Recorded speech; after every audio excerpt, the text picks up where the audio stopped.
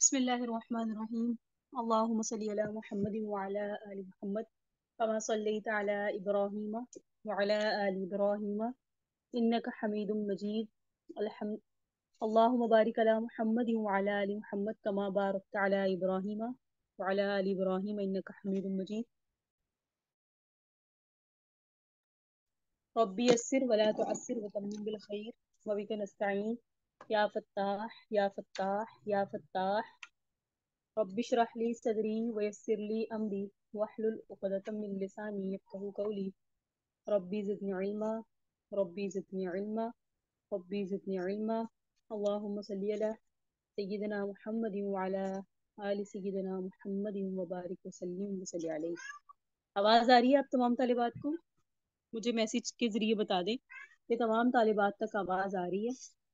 باجی آواز بہت کم آ رہی ہے. کم آ رہی ہے یا بہت کم آ رہی ہے. سب کے پاس کم آ رہی ہے؟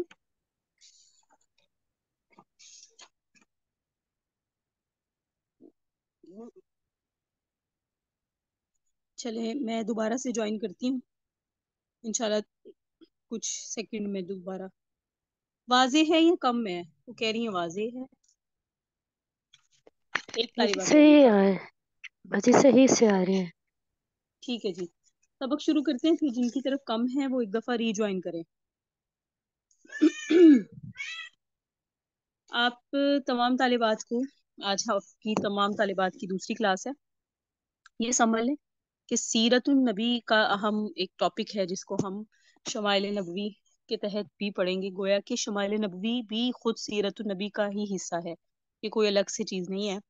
یہ سیرت النبی کی ایک شاخ ہے. شمائل نبوی صلی اللہ علیہ وسلم یعنی ایک موضوع ہے، ایک ٹاپک ہے اس سبجیکٹ کا. سیرت سبجیکٹ کا ایک ٹاپک ہے سیرت النبی، شمائل نبوی. تو مسلمانوں نے سیرت مقدسہ پر جتنی توجہ دی ہے اور دنیا کے لیے واقعی وہ حیرت انگیز ہے. مولانا شبلی نعمانی رحمہ اللہ فرماتے ہیں کہ مسلمانوں نے نبی کریم صلی اللہ علیہ وسلم کی زبان کا ایک ایک حرف، حرکات، سکنات کی ایک ایک ادا، حلیہ مبارک کے ایک ایک خد و خال کا عکس لے لیا. دوسری جگہ حضرت مولانا شبلی نعمانی رحمہ اللہ لکھتے ہیں مسلمانوں کی اس فکر کا قیامت تک کوئی حریف نہیں ہو سکتا کہ انہوں نے اپنے پیغمبر کے حالات و واقعات کا ایک ایک حرف اس قدر پوری تحقیق کے ساتھ محفوظ رکھا ہے کہ کسی شخص کے حالات آج تک اس جامعیت اور احتیاط کے ساتھ قلم بند نہیں ہو سکے اور نہ ہی آئندہ توقع کی جا سکتی ہے. آکسفورڈ یونیورسٹی کے ایک مشہور عیسائی پروفیسر مارگولت نے نبی اکرم صلی اللہ علیہ وسلم کی سوانح عمری کا آغاز ان لفظوں سے کیا کہ حضرت محمد صلی اللہ علیہ وآلہ وسلم کے سیرت نگاروں کا سلسلہ طویل اور نہ ختم ہونے والا ہے، تاہم اس میں جگہ پانا باعث عز و شرف ہے. عزت کا باعث ہے کہ ہم سیرت نگار بنے، کیونکہ حضور کی سیرت کا سلسلہ ایسا ہے جو قیامت تک ختم ہی نہیں ہو سکتا. سبحان اللہ. ان اقوال سے سیرت النبی کے ساتھ ساتھ مسلمانوں کی وابستگی اور غیر مسلموں کی دلچسپی کا آپ اندازہ کر سکتی ہیں. سیرت کا مطالعہ غیر مسلموں کے لیے تو شاید ایک علمی مشغلہ ہی ہو، مگر یہ مطالعہ مسلمانوں کی ایک ایک بنیادی نوعیت کی دینی ضرورت ہے. نبی کریم صلی اللہ علیہ وآلہ وسلم کی سیرت لکھتے وقت ہر قسم کی روایات کو قبول ہی نہیں کیا گیا، بلکہ ان کی جانچ پڑتال کے اصول وضع کیے گئے، راویوں کے حالات جمع کیے گئے، غیر محتاط راویوں کی روایات کو تسلیم نہیں کیا گیا. علامہ شبلی نعمانی رحمہ اللہ کے قول کے مطابق اس سے زیادہ کیا عجیب بات ہو سکتی ہے کہ نبی کریم صلی اللہ علیہ وآلہ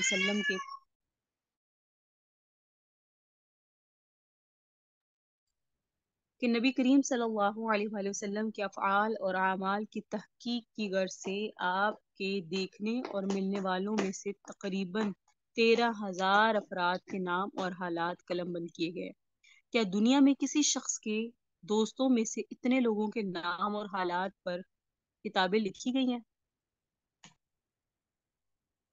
نبی اکرم صلی اللہ علیہ وسلم کی سیرت ملت اسلامیہ کے لیے ایک نمونہ ہے. دور حاضر کی دشواریوں اور ضرورت میں بھی سیرت النبی ہمارے لیے دنیا اور آخرت دونوں کے لیے خیر و برکت اور کامیابی کا ذریعہ ہے. ہمیں چاہیے کہ نبی کریم صلی اللہ علیہ وآلہ وسلم کے ہر قول اور فعل اور آپ کے کی عادات اور اتوار کو اپنی زندگی کا اوڑھنا بچھونا بنائیں۔ اسی میں ہماری بھلائی اور یہی ہمارا نصب العین اور ہمارا مقصد حیات ہے۔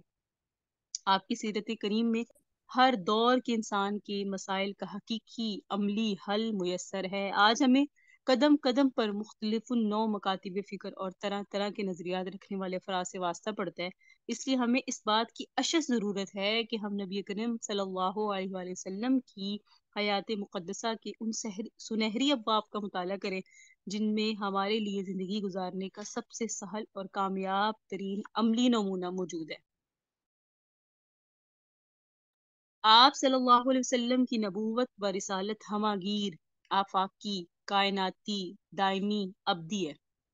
آج معاشرے میں جو بے چینی، ناہمواری، انتہا پسندی اور عدم اطمینان نظر آتا ہے وہ محض تعلیمات سیرت کریم صلی اللہ علیہ وآلہ وسلم سے لا علمی اور بے عملی کی وجہ سے ہے، ورنہ نبی کریم صلی اللہ علیہ وسلم کا لایا ہوا دین ہر لحاظ سے ایک مکمل ضابطہ حیات ہے اور ہر زمان اور مکان میں ایک عمدہ ترین راہداری اور وسیع نظری پر مبنی معاشرے کی مکمل خصوصیات سے مزین ہے۔ سیرت نبی ہم پڑھیں گے اور حضور کی سیرت حضور کے خاندان والے ہیں۔ نبی کریم صلی اللہ علیہ وسلم کی امتی اور اسلام کے نام پر حاصل ہونے والی مملکت خداداد کا شہری ہونے کے ناطے ہمارا یہ فرض بنتا ہے کہ ہم اپنے ملک کو اسلام کی معتدل اور وسیع نظر اور اعلیٰ اخلاقی تعلیمات کی روشنی میں طبقاتی کشمکش، فرقہ واریت، دہشت گردی سے پاک کر کے دور جدید سے ہم آہنگ ایک حقیقی اسلامی جمہوری فلاحی مملکت بنائے، اور یہ تب بنتی ہے جب ہم خود ایک ایسے شہری بنے۔ قرآن کریم میں اللہ رب العزت نے ارشاد فرمایا، لقد کان لکم فی رسول اللہ اسوۃ حسنہ، یقیناً تمہارے لیے نبی کریم صلی اللہ علیہ وآلہ وسلم کی زندگی میں اسوہ حیات ہے۔ اللہ تعالیٰ کی محبت کا حل اور اس کے پیار کا مستحق بننے کے لیے ہر مذہب نے ایک ہی تدبیر بتائی ہے، اور وہ یہ ہے کہ اس مذہب کے شارح اور طریقے کے بانی نے جو عمدہ نصیحتیں کی ہیں ان پر عمل کیا جائے۔ تاہم اسلام نے اس سے بہتر تدبیر اختیار کی ہے۔ اس نے اپنے پیارے پیغمبر جناب نبی کریم صلی اللہ علیہ وسلم کا عملی نمونہ سامنے رکھ دیا ہے۔ اس عملی نمونے کی پیروی اور اتباع کو اللہ کی محبت کا حل اور اس کے پیار کا مستحق بننے کا ذریعہ بتایا۔ اسلام میں دو چیزیں ہیں طالبات، کتاب اور سنت۔ کتاب اور سنت، کتاب سے مقصد اللہ کے احکام ہے جو قرآن حکیم کے ذریعے ہم تک پہنچے ہیں، اور سنت جس کے معنی راستے کے ہیں، وہ راستہ جس پہ نبی کرم صلی اللہ علیہ وسلم اللہ تعالیٰ کے احکام پر عمل کرتے ہوئے گزرے ہیں، یعنی آپ صلی اللہ علیہ وسلم کا عملی نمونہ جس کی تصویر احادیث رسول صلی اللہ علیہ وسلم میں بصورت الفاظ و بیانات موجود ہے۔ نبی کریم صلی اللہ علیہ وسلم انسانیت کے اس برگزیدہ گروہ سے تعلق رکھتے ہیں جو قدیم زمانے سے نو انسانی کو خدا پرستی اور حسن اخلاق کی تعلیم دینے کے لیے اٹھتا رہا ہے۔ ایک اللہ کی بندگی اور پاکیزہ اخلاق روش کا درس جو ہمیشہ سے دنیا کے پیغمبر اور دیگر روحانی پیشوا دیتے چلے آئے ہیں، وہی نبی اکرم صلی اللہ علیہ وسلم نے بھی درس دیا ہے۔ نبی صلی اللہ علیہ وسلم نے کسی نئے خدا کا تصور پیش نہیں کیا طالبات، اور نہ ہی کسی نرالے اخلاق کا سبق دیا ہے۔ جو نبی صلی اللہ علیہ وسلم سے پہلے کے رہبران انسانیت کی تعلیم سے مختلف ہو، ایسا نہیں ہے۔ سوال یہ ہے کہ نبی صلی اللہ علیہ وسلم کا وہ اصلی کارنامہ کیا ہے جس کی بنا پر ہم نبی صلی اللہ علیہ وسلم کو تاریخ انسانی کا سب سے بڑا آدمی قرار دیتے ہیں۔ آپ میں سے کوئی طالبہ بتا سکتی ہیں کہ حضور کو ہم جو تاریخ انسانی کا سب سے بڑا آدمی قرار دیتے ہیں، حضور صلی اللہ علیہ وسلم کا وہ عملی کارنامہ کیا ہے، وہ اصلی کارنامہ کیا ہے؟ میں آپ کو 2 منٹ دیتی ہوں، آپ چیٹ میں مجھے بتائیں وہ عملی کارنامہ نبی صلی اللہ علیہ وسلم کا کیا ہے۔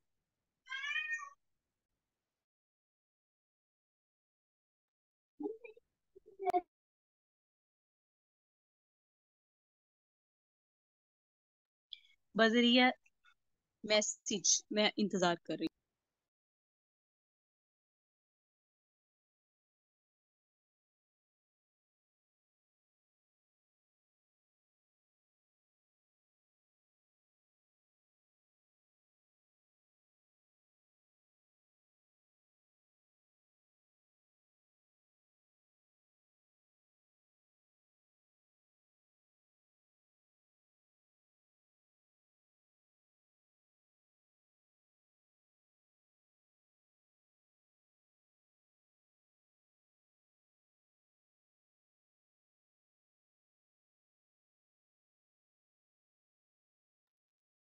جی، قرآن مجید کی صورت میں نمونہ اخلاق، ٹھیک ہے، عفو درگزر، زبردست، رحم اور معافی، ٹھیک، اعلی اخلاق، ماشاء اللہ۔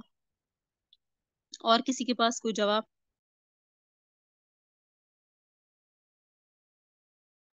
بے شک نبی صلی اللہ علیہ وسلم سے پہلے انسان اللہ تعالیٰ کی ہستی، اس کی وحدانیت سے آشنا نہیں تھا۔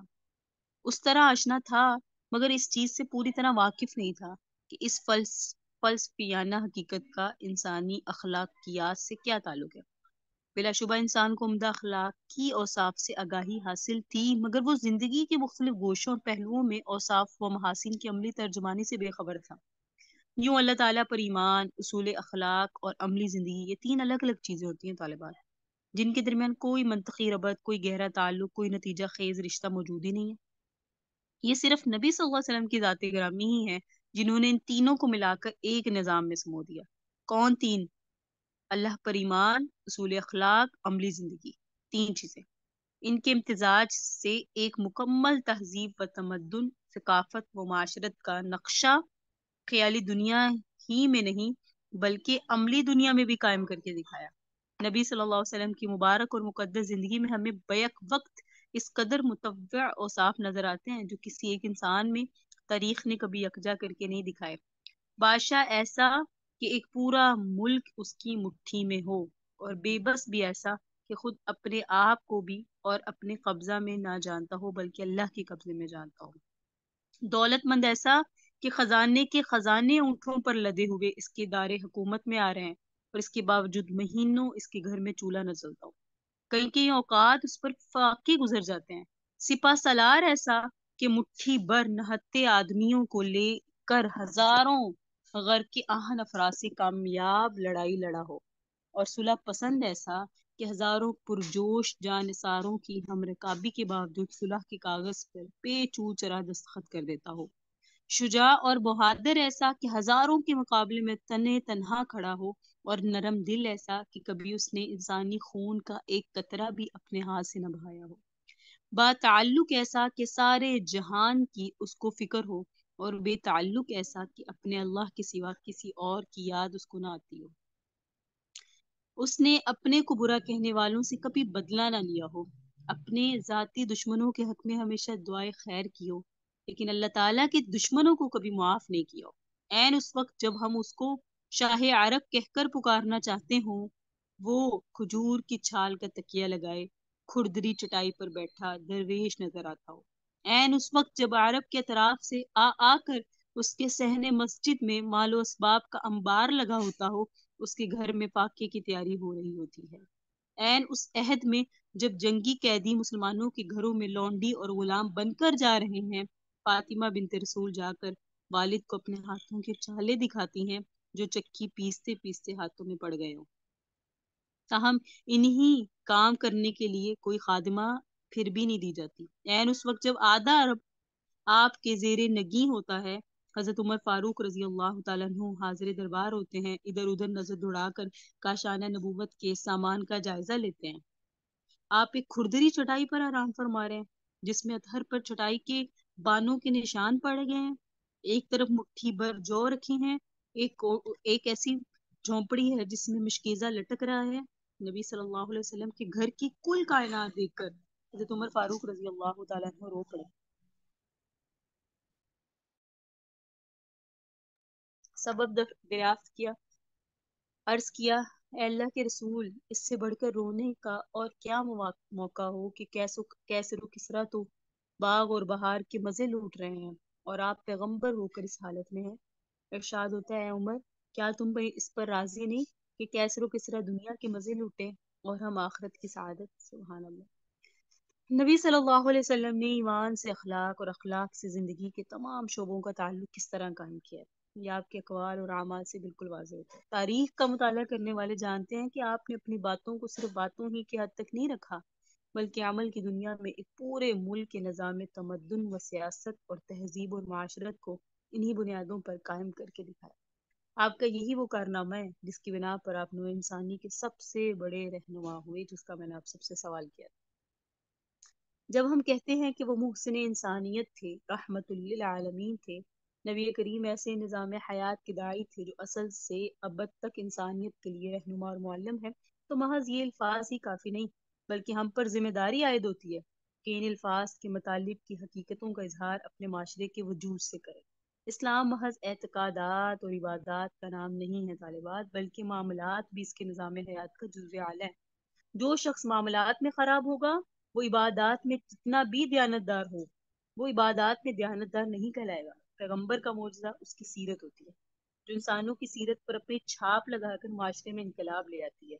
نبی کریم صلی اللہ علیہ وسلم کا سب سے بڑا معجزہ آپ کی سنت ہے، طور طریقہ ہے، رہن سہن ہے، برتاؤ ہے۔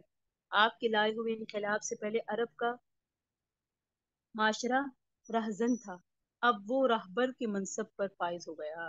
اس سے پہلے وہ قتل و غارت کا خوگر تھا، اب وہ عفو و رحمت کا پیکر بن گیا۔ اس سے پہلے وہ خود پرست تھا، اب وہ خدا پرست ہو گیا۔ اس سے پہلے وہ جاہلیت کا پیکر تھا، اب وہ معرفت کا درس دینے لگا۔ اس سے پہلے وہ نسب اور خاندان کا اسیر تھا، اب وہ بین الاقوامی سفیر بن گیا۔ اس سے پہلے وہ آتش فشاں تھا، اب وہ گلے بادماغ دکھائی دینے لگا۔ اور لطف تو یہ ہے کہ اتنے عظیم الشان معاشرتی انقلاب کے پیچھے کوئی فوج اور سپاہ نظر نہیں آتا، فقط اللہ کی کتاب اور نبی کی نگاہ اور کردار کار فرما رہا ہے۔ دنیا میں برپا ہونے والے تمام انقلابوں کے مقابلے میں انقلاب محمدی اپنے جلوہ میں بشریت کا لہو اور اس کی ذلت نہیں، بلکہ انسانیت کی آبرو اور اس کی حرمت لے کر آیا۔ اس کے برپا ہونے سے موت کا اندھیرا نہیں چھایا، بلکہ زندگی کا سویرا طلوع ہوا ہے۔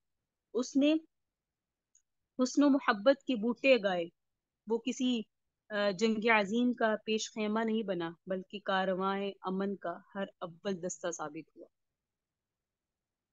ہم نبی علیہ السلام سے محبت کا دعویٰ کرتے ہیں، مجلسیں منعقد کرتے ہیں، مدح کرتے ہیں، ثنا بیان کرتے ہیں، بڑی زور لگاتے ہیں، لیکن ہمیں قطعاً یہ یاد نہیں ہوتا کہ جس نبی کریم صلی اللہ علیہ وسلم کی ہم یاد کا دعویٰ اپنی زبانوں سے کرتے ہیں، در حقیقت اسی نبی کی اتباع اور ان تعلیمات کو ہم فراموش کر دیتے ہیں۔ ہمارا ہر عمل گواہ ہوتا ہے کہ ہم نے اپنے حضور کی تعلیمات کو چھوڑ دیا۔ کاش ہم صرف زبان سے چرچا نہ کریں، بلکہ ہماری زندگی کے ہر شعبے سے اسوہ حسنہ کی مدح و ثنا کے ترانے اٹھ رہے ہوتے۔ کاش ہماری ہر ادا، ہمارا ہر عمل گواہی دیتا کہ ہم واقعتاً سچے عاشق رسول ہیں۔ اللہ سے دعا کریں کہ وہ ہمیں اپنی پناہ میں رکھے اور ہمیں نبی کریم صلی اللہ علیہ وسلم کی روشن تعلیمات پر عمل پیرا ہونے کی توفیق عطا فرمائے۔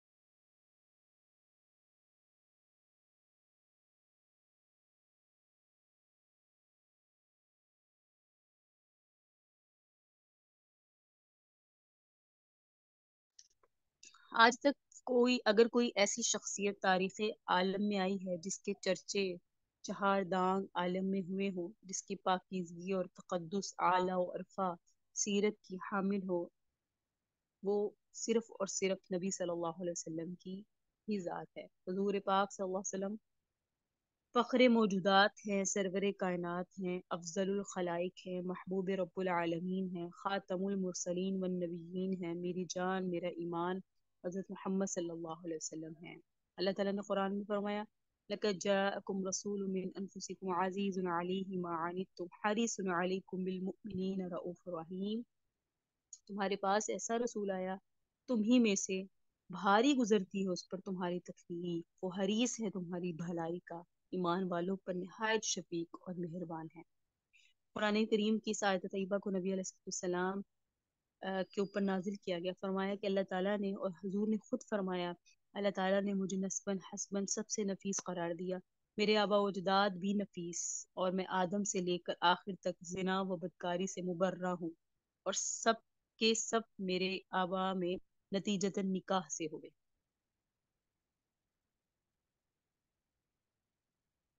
نبی اکرم صلی اللہ علیہ وسلم نے فرمایا مجھے اللہ تعالیٰ نے ہمیشہ طیب پشتوں سے پاک رحموں کی طرف منتقل کیا، جبکہ وہ صاف اور مہذب تھے۔ یعنی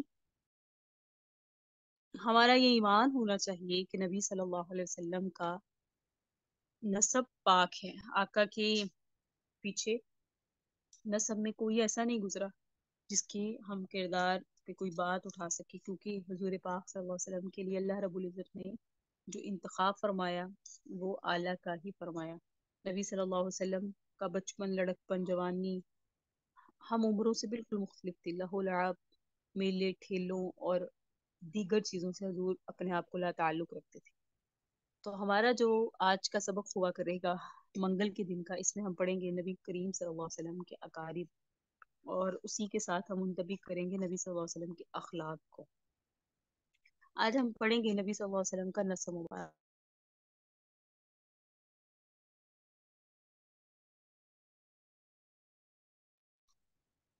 بعض علماء انصاب نے نبی علیہ السلام کا شجرہ نسب حضرت عبداللہ سے حضرت آدم تک بیان کیا ہے، اور بعض نے حضرت عبداللہ سے حضرت ابراہیم خلیل اللہ تک شجرہ بیان کیا ہے، لیکن درست طریقہ یہی ہے کہ حضرت عبداللہ سے عدنان تک شجرہ نسب بلا شک اور شبہ درست ہے۔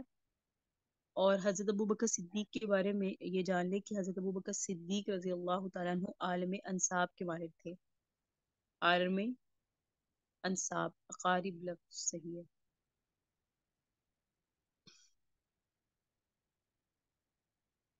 نبی صلی اللہ علیہ وسلم عالم انصاب حضرت ابوبکر صدیق عالم انصاب کے ماہر تھے، یعنی انصاب یعنی کہ نسب کے متعلق جانا کرتے تھے۔ آپ بھی اس پر متفق ہیں کہ حضرت عبداللہ سے عدنان تک شجرہ مبارک بالکل درست ہے۔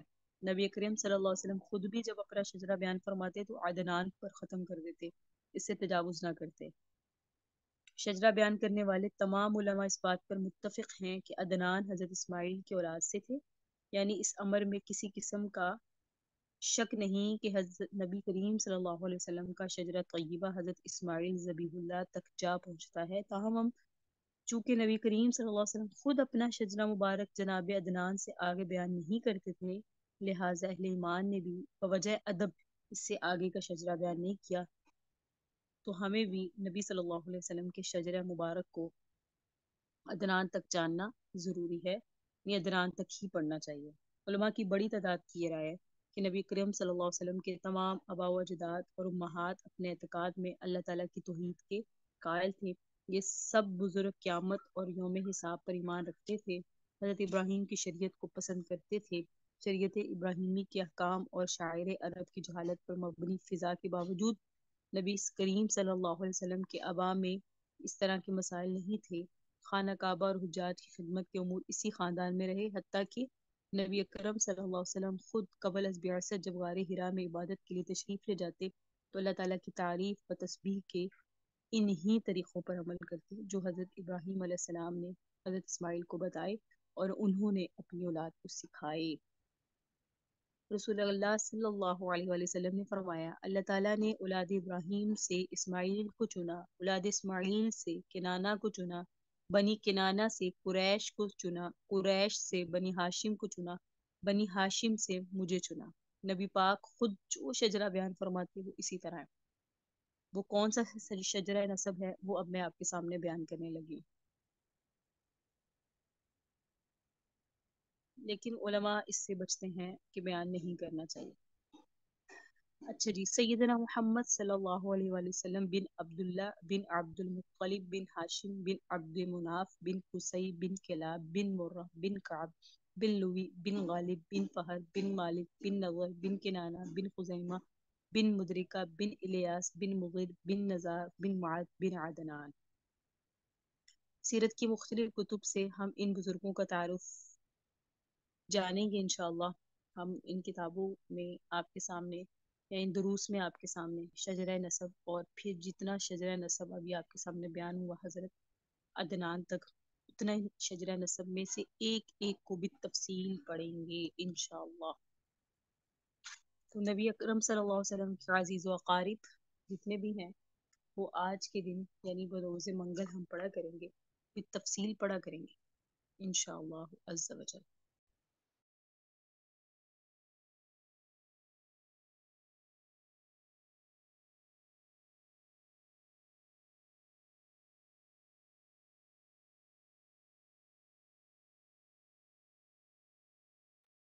نبی کریم صلی اللہ علیہ وسلم کے والدین کریمین حضرت عبداللہ کو نبی کریم صلی اللہ علیہ وسلم کے والد ہونے کا شرف حاصل ہے۔ آپ حضرت عبد المطلب کے سب سے لاڈلے فرزند تھے۔ حضرت عبد المطلب نے نظر مانی تھی کہ اگر اللہ نے انہیں 10 بیٹے عطا کیے تو ایک بیٹے کو وہ راہ خدا میں قربان کر دیں گے۔ جب حضرت عبداللہ کی عمر 18-20 برس ہوئی تو آپ نے اپنے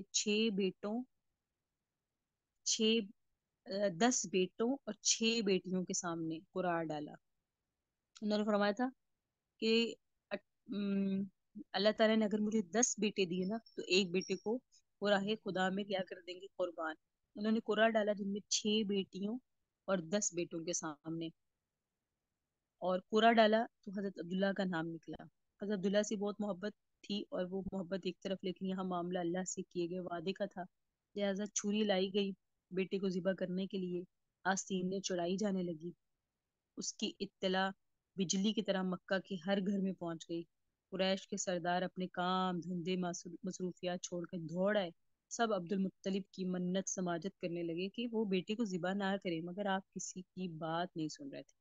آخر چند دنا لوگوں نے کہا کہ اے سردار، اگر بیٹوں کو ذبح کرنے کی رسم کا آغاز تمہاری جیسی ہستی نے کر دیا تو پھر اس رسم کو بند کرنا کسی کے بس میں نہیں ہوگا۔ اپنی قوم کے بچوں پر رحم کرو، ان کے نتائج بہت خوفناک ہو جائیں گے اس طرح اگر آپ یہ معاملہ کرو گے۔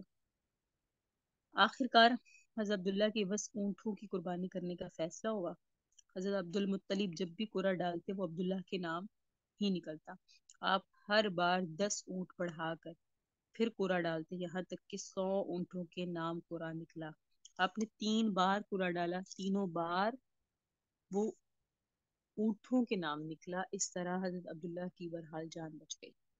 یہ وہ عبداللہ ہیں جو حضور صلی اللہ علیہ وسلم کے والد گرامی ہیں۔ حضرت عبد المطلب کو اپنے لاڈلے بیٹی کی شادی کی فکر ہوئی کہ بھئی عبداللہ کی اب شادی کرنی ہے، تو ان کی نظر قریش کے بنو زہرہ خاندان کے سردار وہب بن عبد مناف بن زہرہ کی نور نظر آمنہ پر جا ٹھہری۔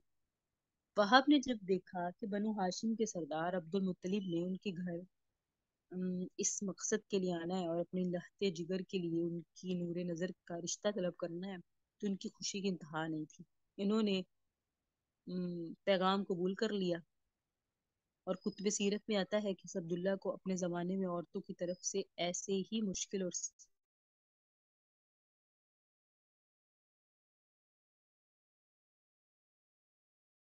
صبر آزما حالات کا سامنا کرنا پڑا جو حضرت یوسف۔ کئی عورتوں نے سراہ آپ کا راستہ روک کر محبت جتائی، بعض نے تو اپنے جذبات کے ہاتھوں بے بس ہو کے اپنی حسن و شباب کی رعنایا حضرت عبداللہ کے قدموں پر نچھاور کر دینے کا کھل کر اظہار کر دیا۔ کچھ نے آپ کی عوض قربانی کے لیے 100 اونٹ دینے کا اعلان کیا، لیکن حضرت عبداللہ کو ان کی پرواہ ہی نہیں تھی۔ آپ نے ہر بار حسینوں کی تمام پیشکشوں کو یہ کہہ کر ٹھکرا دیا کہ حرام سے تم موت بہتر ہے، اور میں تم میں حلال کو واضح نہیں دیکھتا۔ میں اس بات کو کیسے قبول کر لوں جو تم چاہتی ہو؟ کریم ہمیشہ اپنی عزت اور اپنے دین کی حفاظت کرتا ہے۔ بہرحال لیکن حضرت یہ جو حضرت عبد المطلب ہیں انہیں فکر تھی، اور ان کی نظر قریش کے بنو زہرہ خاندان کے سردار وہب بن عبد مناف بن زہرہ کی بیٹی آمنہ پر تھی۔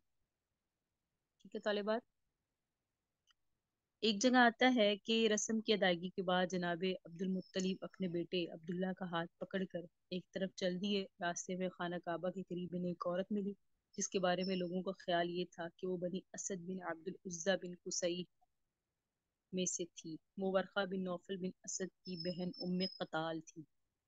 اس عورت نے ان دونوں باپ بیٹوں کو ساتھ ساتھ وہاں سے گزرتے دیکھا تو حضرت عبداللہ سے پوچھا، عبداللہ تم کہاں جا رہے ہو؟ وہ بولے، مجھے والد اپنے ساتھ لیے جا رہے ہیں، جہاں یہ لے جائیں گے وہیں چلا جاؤں گا۔ وہ عورت یعنی ام قتال نے عبداللہ سے کہا، کیا تم کوئی قربانی کے اونٹ ہو کہ تمہیں نکیل پکڑ کے جہاں کوئی چاہے لے جائے؟ حضرت عبداللہ نے جواب دیا، میرے والد ہیں، نہ میں ان کی حکم عدولی کر سکتا ہوں نہ ان سے جدائی برداشت کر سکتا ہوں۔ باپ کے سامنے بیٹے سے ایسی گفتگو والد حقائق ہے، یعنی کہ ایسا بھی ہوتا ہے۔ وہ ہر کار یہ کہہ کر عبداللہ اپنے والد عبد المطلب کے ساتھ آگے بڑھ گئے، جو انہیں لے کر وہب بن عبد مناف بن زہرہ بن کلاب کے پاس گئے، جو ان دنوں اپنے قبیلے بنی زہرہ کے سردار تھے، اور ان سے درخواست کی کہ وہ عبداللہ کو اپنی فرزندی میں لے لیں، یعنی اپنی بیٹی آمنہ سے ان کی شادی کرتے۔ کس نے درخواست کی؟ عبد المطلب نے۔ کس سے کی؟ وہب سے، کیونکہ ان کا نام اچھا دیکھیں، اس لیے وہب بن عبد مناف نے اپنی بیٹی آمنہ کی شادی، جو اپنے قبیلے میں سیرت النساء کہلاتی تھی، سب سے پاک دامن، تو عبد المطلب کے بیٹے سے بخوشی اور خوش دلی کے ساتھ کر دی۔ جب ام قتال کے بھائی ورقہ بن نوفل کو حضرت آمنہ کے شق مبارک میں عبداللہ سے استقرار حمل کی اطلاع ملی نا، تو وہ بہت خوش ہوا، کیونکہ اس سے قبل جو کتابیں وہ پڑھا کرتا تھا ان میں لکھا تھا کہ اس کی قوم میں ایک عظیم المرتبت نبی پیدا ہوگا۔ یہ ورقہ بن نوفل وہی ہے جب حضور پہ پہلی نظر وحی نازل ہوئی تھی تو حضرت خدیجہ ورقہ بن نوفل کے پاس ہی حضور پاک صلی اللہ علیہ وسلم کو لے کر گئی تھی۔ تو یہاں تک حضرت نبی صلی اللہ علیہ وسلم کا نسب مبارک ہم نے پڑھا۔ محمد بن عبداللہ بن عبد المطلب بن ہاشم بن مناف بن قصی بن کلاب بن مرہ بن کعب بن لبی بن غالب بن فہر بن مالک بن نظر بن کنانہ بن حزیمہ بن مدرکہ بن الیاس بن عدنان۔ یہ جو نبی صلی اللہ علیہ وسلم کا نسب مبارک ہے، آپ تمام طالبات نے اس نسب مبارک کو اپنے پاس محفوظ کرنا ہے، یاد کرنا ہے۔ اس کے علاوہ ہم ہر حضور پاک صلی اللہ علیہ وسلم کے آب و اجداد میں جتنی بھی پرسنالٹیز ہیں، جتنے بھی افراد ہیں، ان سب کو ڈیٹیل سے پڑھیں گے۔ ابھی آپ نے صرف یہ کرنا ہے کہ حضور کے نسب مبارک کو اپنے پاس محفوظ کرنا ہے، یاد کرنا ہے۔ اور اس میں ہم نے عبد المطلب کے متعلق پڑھا، یہ جو حضور کے دادا ہیں، انہوں نے حضور کے والد میاں عبداللہ کی شادی کس طرح کی۔ تو یہ جو نسب نامہ ہے، محمد بن عبداللہ بن عبد المطلب بن ہاشم بن عبد مناف بن قصی بن کلاب بن مرہ بن کعب بن لوی بن غالب بن فہر بن مالک بن نظر بن کنانہ بن خزیمہ بن مدرکہ بن الیاس بن مغیر بن نزار بن معاذ۔ آپ سب طالبات نے اس نسب نامے کو شجرہ مبارکہ کو زبانی یاد کرنا ہے، حصول برکت کے لیے کسی کو اپنے قریب یاد بھی کروا دیجیے گا۔ اور حضرت عبداللہ کی شادی کا جو معاملہ ہے وہ کس طرح ہوا، جو بھی میں نے آپ کے سامنے مختصراً پیش کیا ہے، وہ بھی آپ یاد کر لیجیے گا۔ اور اہم بات کہ حضرت عبداللہ بن پر بھی اسی طرح کی آزمائشیں آئیں، تقریباً اس طرح کی جتنی حضرت یوسف پر حسن کے معاملے میں آئی۔ ابھی آپ کے سامنے پڑھا کیونکہ حضرت عبداللہ بہت خوبصورت اور حسین تھے۔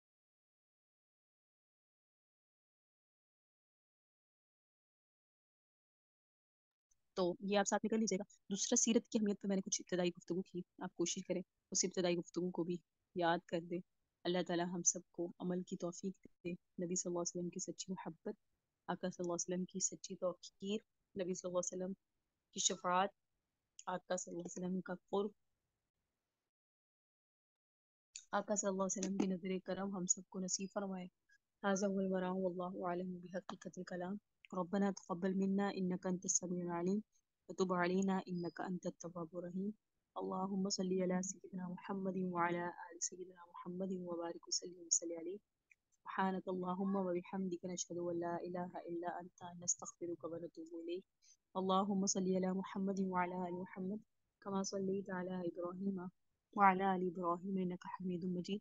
اللهم بارك على محمد وعلى آل محمد كما باركت على إبراهيم وعلى آل إبراهيم إنك حميد مجيد۔ آمين۔